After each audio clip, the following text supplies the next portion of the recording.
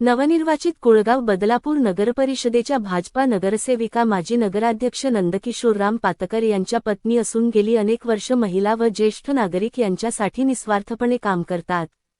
Corona काळात त्यांनी केलेले काम बघून अनेकांनी त्यांचे कौतुक केले, तसेच सन्मानित करून गौरविले आहे। त्यांनी केलेल्या कामाच्या बळावर त्यांना प्रभाग 14 मधून नगरसेवक म्हणून जनतेने निवडून दिले। कमी बोलणे आणि जास्त काम करणे हा त्यांचा स्वभाव आहे। पतीच्या मार्गदर्शन घेऊन राजकारणात सक्रिय झाले। नगरसेवक पद त्यांना पहिल्यांदाच मिळालं आहे, त्यामुळे त्या कसं काम करणार, त्यांच्या संकल्पना काय आहेत त्या आपण त्यांच्याकडून ऐकून घेऊ। बघूया काय बोलतात नगरसेविका रती पातकर। धन्यवाद।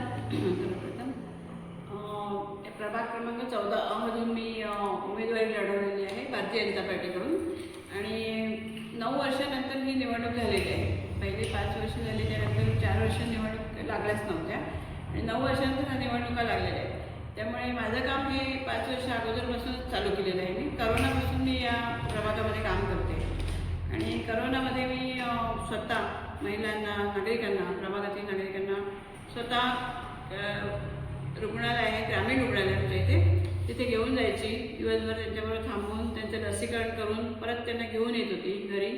त्यानंतर आम्ही या प्रभागामध्ये PPE किट्स वाटले, तसेच मास्कचे भरपूर वाटप केलेले आहे, तसेच आर्सेनिक अल्बमच्या गोळ्या, सॅनिटायझर 1-1 लिटरचे बॅग बनवून आम्ही घरोघरी वाटले। तसेच पूर्ण प्रभाग म्हणजे पूर्वीचा वॉर्ड क्रमांक 29 जुना पूर्ण प्रभाग हा सॅनिटाईज करून घेतला। म्हणजे एका टँकरमध्ये सॅनिटायझर भरून पूर्ण रस्ते, बिल्डिंग्स, याच्या आजूबाजूचा परिसर असं पूर्ण सॅनिटाईज करून घेतलं आणि करोनामध्ये खूप भरपूर मी काम केलेलं आहे आणि त्या कामाचीच पोचपावती म्हणून मला लोकमतचा आदर्श महिला महिला सक्षमीकरणासाठीचा पुरस्कार मिळाला। आणि असं काम करत असताना त्यानंतर मी महिलांचे बचत गटांचे देखील भरपूर बनवलेले आहेत। आमच्या बदलापूरमधील सगळ्यात पहिला बचत गट हा जरीवरी माता बचत गट आहे आणि त्यांनी उत्कृष्ट काम केलेलं आहे, त्याबद्दल त्यांना कोकण विभागाचं एक पारितोषिक देखील मिळालेलं आहे। आणि असंच मग या महिलांनी पुढे अजून दुसऱ्या महिलांना प्रेरणा देऊन असे भरपूर बचत गट बनवले। त्यानंतर केंद्र सरकारच्या व राज्य सरकारच्या, भारतीय जनता पार्टीचं सरकार आहे केंद्रामध्ये, राज्यामध्ये देखील भारतीय जनता पार्टी युतीचं सरकार आहे। तर या केंद्राकडून राज्याकडून ज्या ज्या योजना महिलांसाठी मंजूर झाल्या त्या आम्ही प्रत्येक महिलेपर्यंत, तळागाळापर्यंत पोहोचवलेल्या आहेत।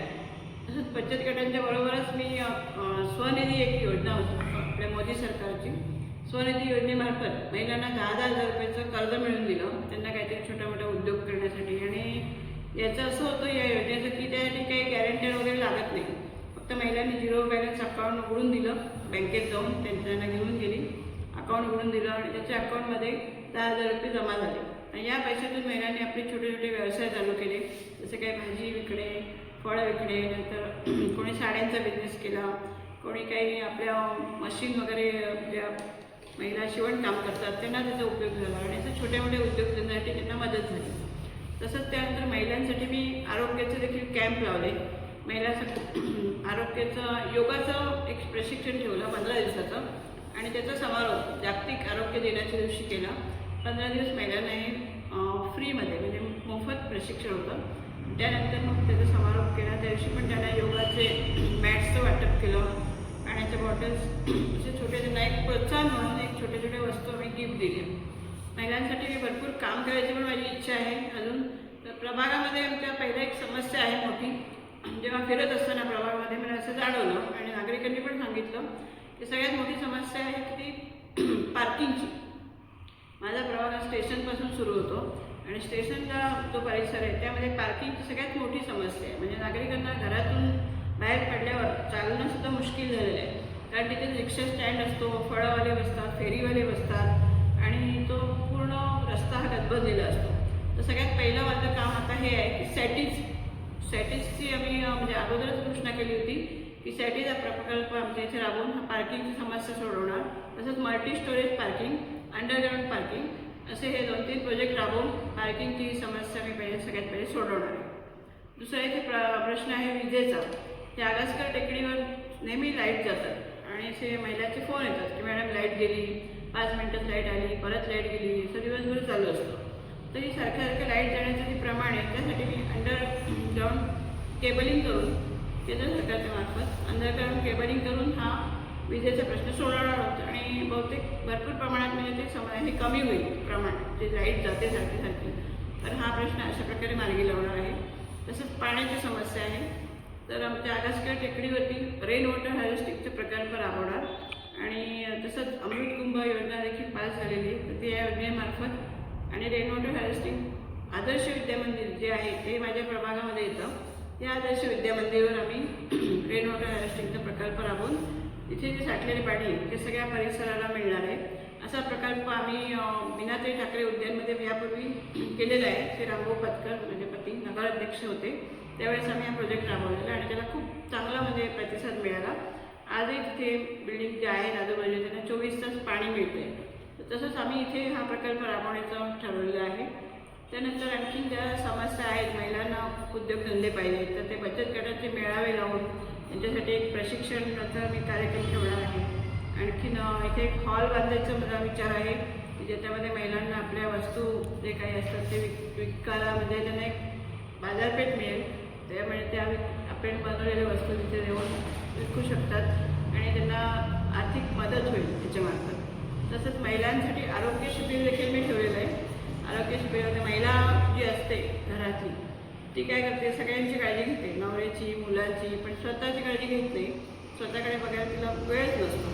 तर महिलांसाठी एक आरोग्याचे शिबिर राबवणार आहे आणि मोफत तपासणी करून त्यांना आपण जे काही औषधोपचार लागणार आहेत ते देणार आहोत, असा माझा मानस आहे. तरुण पिढीसाठी पण म्हणजे ज्यांना नोकरीची आवश्यकता आहे असे तरुण मुलं मुली त्यांना काम नसेल तर त्यावेळेस ते हे सगळे उद्योग करत असतात. नशा करणं आणि बाहेर फिरणं मुलं मुली, तर त्या मुलांना मुलींना प्रशिक्षण देऊन तसंच जे शिकलेले असतील ऑलरेडी त्यांना आम्ही नोकरीची संधी उपलब्ध करून देणार आहोत. महिलांच्या सुरक्षेसाठी प्रभागामध्ये, संपूर्ण प्रभागामध्ये आणि पूर्ण बदलापूरमध्ये CCTV कॅमेरे आम्ही लावून घेणार आहोत. त्यामुळे महिला या सुरक्षित राहतील. आणखी तसंच महिलांसाठी कॅन्सरचं पण एक शिबिर राबवणार की कॅन्सर हा आजार असा आहे की तो अगोदर लक्षात येत नाही आणि मग जेव्हा लक्षात येतो तेव्हा वेळ निघून गेलेली असते. त्यासाठी महिलांची जी आरोग्य तपासणी हे करून घ्यायचा माझा विचार आहे. संपूर्ण तपासणी आणि प्लस कॅन्सरची पण तपासणी करून घेऊन मग त्यांना योग्य ते उपचार करून देऊ आम्ही. या बदलापूरमधील म्हणजे आणि माझ्या प्रभागातील देखील जास्तीत जास्त नागरिक हे नोकरी करतात आणि नोकरी म्हटलं की रेल्वे आली तर रेल्वेची पण एक खूप मोठी समस्या आहे. इथे TC 4थी लाईन चालू झाल्याशिवाय रेल्वेचा हा प्रॉब्लेम संपणार नाही. पण त्यासाठी आम्ही एक पर्यायी मार्ग म्हणून केंद्र सरकारची योजना आणि नितीन गडकरी साहेबांच्या संकल्पनेतून ई-बसेस इथे चालू करणार आहोत. बदलापूर ते कल्याण, बदलापूर ते मुरबाड, बदलापूर ते भिवंडी आणि अशा प्रकारे मग जो हा त्रास आहे रेल्वेचा, जे ज्येष्ठ नागरिक आहेत, काही महिला आहेत, त्यांना ट्रेनमध्ये चढता येत नाही आणि गर्दी पण इतकी असते की त्यांना प्रवास करणं खूप मुश्किल झालेलं आहे. तर त्या जर ई-बसेस चालू झाल्यानंतर त्यांना